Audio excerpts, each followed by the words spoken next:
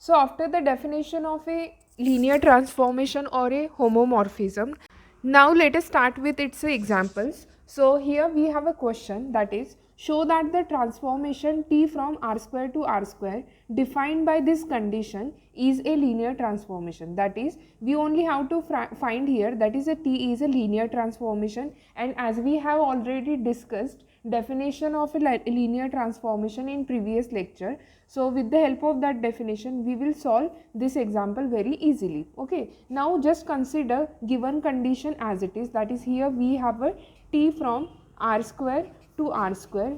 So this is my given condition. Here r square represents my domain. Similarly, this r square also represent my domain. Now another condition is given, that is this condition. So let t of x1 comma x2 is equal to this x2 comma x1. So this is my condition, and we denote this condition as equation number 1. Now to prove this t as a linear transformation, so first condition of a linear transformation is a for addition. So for addition, consider two elements from this r square, that is from this domain. So let u and v belongs to this r square such that u is equal to, if u belongs to r square, then u can also be written as a ordered pair like this, that is a x1 and x2, and if v belongs to r square, then v can also be represented like this, that is y1 and y2, and both are contains ordered pair, therefore both are belongs to this r square. Okay, now consider its addition. So that implies u plus v is equal to, its addition is possible because this contains two elements and this contains also two elements, therefore its addition is also possible, and its addition is addition of first element, that is x1 plus y1 comma this x2 plus y2, x2 plus this y2.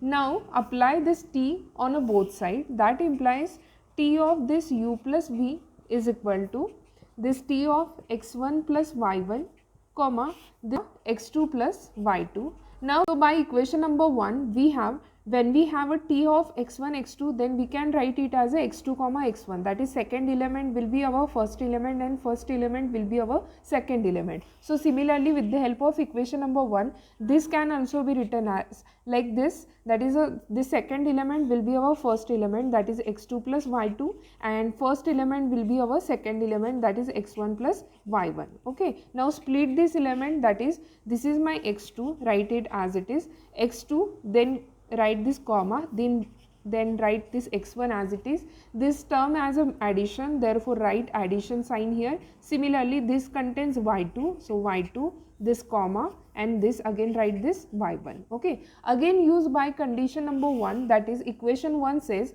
whenever we have a x2 comma x1, then we can write it as a t of x1 x2. Then now use that equation 1 here, then x2 comma x1, with the help of equation number 1 we can write it as t of x1 comma x2. Similarly, with the help of equation number 1 we can write this equation as t of this y1 comma y2. Hence we have obtained this, that is t of u plus v is equal to this, and firstly that is x1 and x2 is equal to how much u, and y1 y2 is equal to how much v. Therefore we can replace by those elements, that is x1 x2 is equal to how much u, and y1 y2 is equal to how much this v, and our LHS is t of this u plus v. Hence we have obtained this our first condition, therefore we denote this as a equation number 2.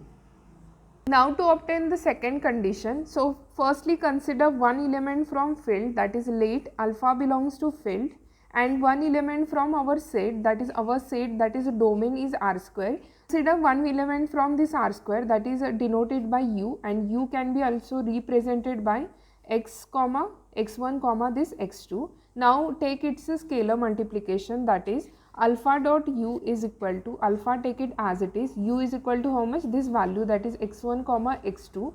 Now multiply both the terms, that is alpha dot x1 is alpha dot x1 comma second one is a alpha x2. Okay, so this is the value of my alpha dot u, but we will apply transformation on a both side, then this equation becomes t of alpha dot u is equal to t of this alpha x1 comma this alpha x2.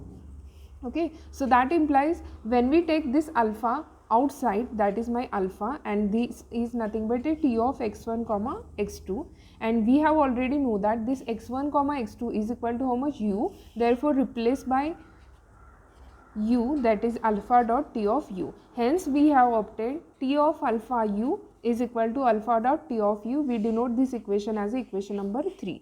Therefore from equation number 2 and equation number 3 we can say our given t is a linear transformation.